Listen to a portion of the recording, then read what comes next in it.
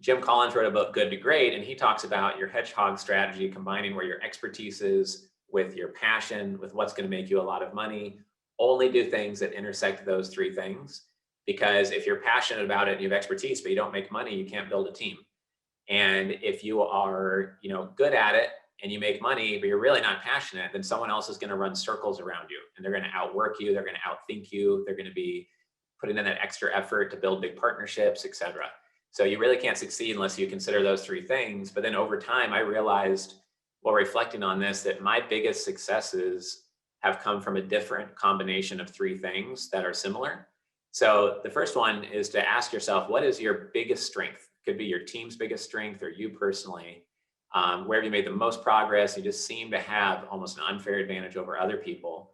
Where is the most demand? But most importantly, where is the most future demand, growing demand, and inevitably more demand than there is now? There has to be enough demand that you can survive and keep the lights on.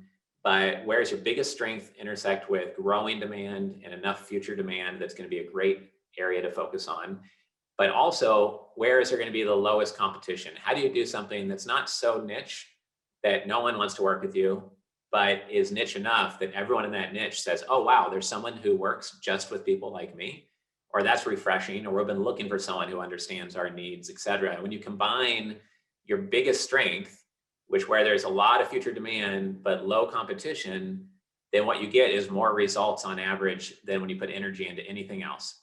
Because when you go into a hyper competitive niche, if you don't narrow it down, then you're just competing against the masses, but you're at a big disadvantage. You haven't learned the hundreds of lessons that you would by going out to the market and talking to a lot of investors and iterating your materials and iterating your description of your services, et cetera. So it's really important to understand, and think about how to do that over time.